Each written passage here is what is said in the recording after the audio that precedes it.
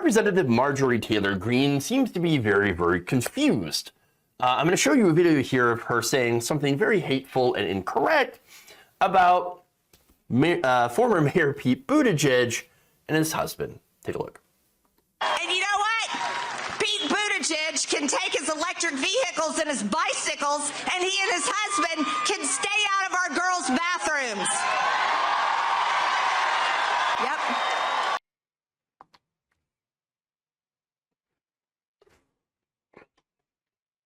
What?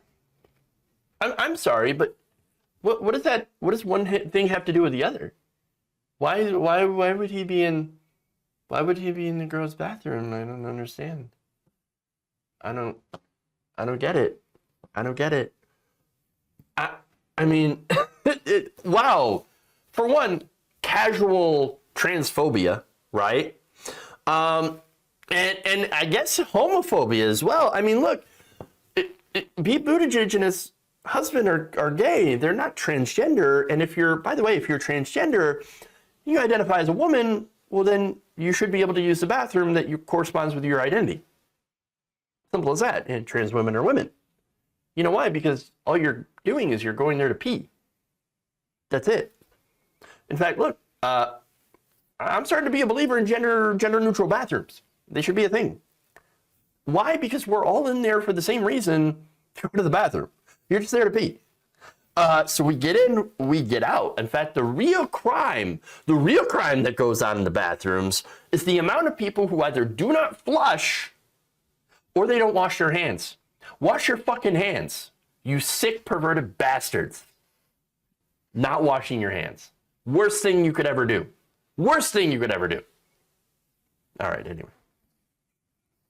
Now, look, you could say Greene is just just confused, or maybe she's a moron. No, well, yes, and also no. Look, there's a lot of ignorance about LGBTQ plus issues, right?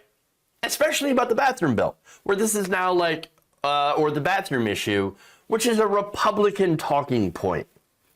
Now, here's the thing. There are people I think that are good people that get scared about predators, okay?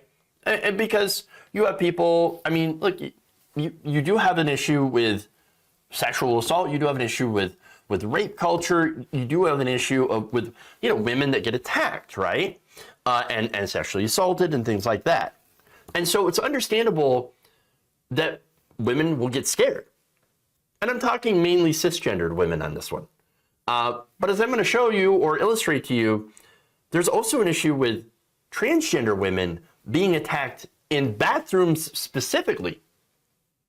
And so, look, that's an issue, right?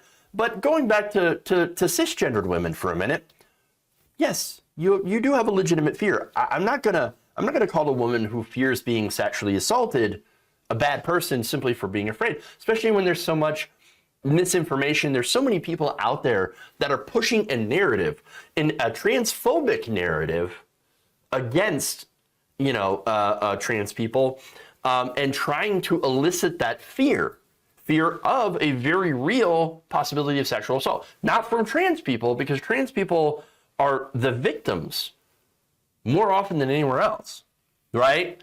Of sexual assault in the bathroom. Because trans people, trans women especially, are not predators. They are the victims. Let me give you the statistics here.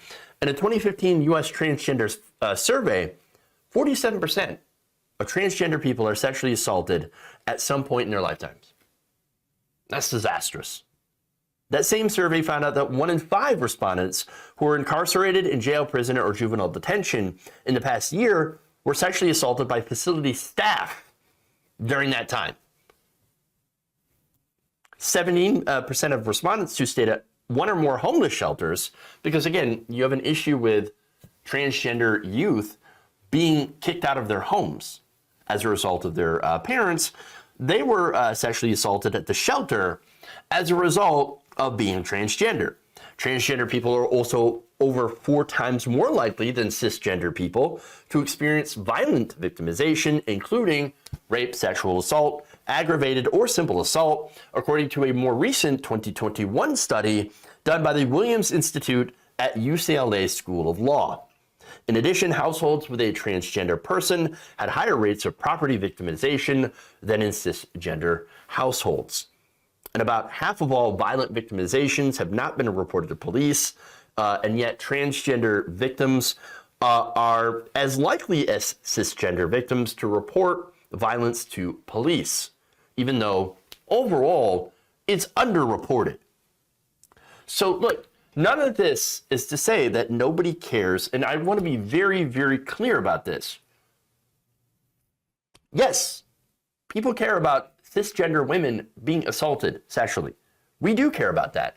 And the reason that I have to point that out is because there is a narrative coming from trans exclusionary women, aka people like J.K. Rowling, saying that, oh, you know, you don't care about cisgender women that are being attacked, and that's why you're going after us and trying to protect men in the bathroom, quote unquote. No, we're trying to protect all women. That includes trans women, because trans women are women, and as you can see from the statistics, are also victims of assaults in not only bathrooms, but in other places as well. And so that said, right, what does this have to do with Pete Buttigieg? This whole thing about transgender bathrooms, why does it come, why is Pete Buttigieg involved as a gay man? Well, here's where it gets insidious, or even more insidious, I should say. Because there's an old trope about gay men specifically being predators of children. Remember, she didn't say women's bathrooms, she says out of our girls' bathrooms, implying that Buttigieg and his husband are preying on children. So that is not only an old homophobic trope, but it also fits in with QAnon. And of course, Marjorie Taylor Greene is the QAnon congresswoman. And so that's what we have. We have this old trope. We've got the dog whistles to the QAnon fringe that are the mainstream of the Republican Party, unfortunately. And so, look, there's that. Now to go on, she further went after Leah Thomas, the transgender swimmer, who conservatives are obsessed with right now in the culture wars. I'm not going to show you that clip where she dead names and misgenders her in order to just be incredibly mean. But I really want to show you and just kind of illustrate the attacks against Pete Buttigieg, not really related to policy. Yes, she has some, policy related, I guess, complaints like, because, you're trying to get us off fossil fuels and all that stuff, which I think is a good thing. We should get off fossil fuels as much as possible. But for the culture war, it's basically her telegraphing that, yes, we are still coming after gay people. And understand, that's the Republican Party right now. I mean, if you thought the issue of gay people was settled after Obergefell, no, it's not. Their culture wars are coming after gay people again.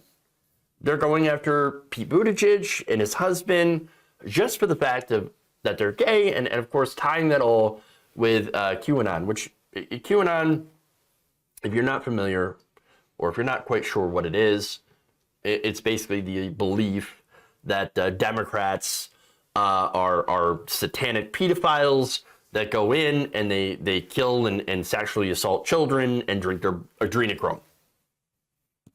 I know, insanity, not a lick of truth to it, but there are people that unfortunately believe it. Now, as far as Pete is concerned, I got a bunch of critiques for him. None of them have anything to do with a sexual preference, him being a gay man, or anything like that.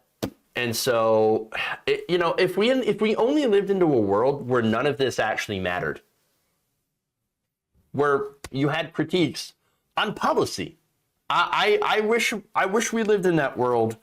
Unfortunately, no, we live in a world where Marjorie Taylor Greene is the voice, a very important voice of a major political party.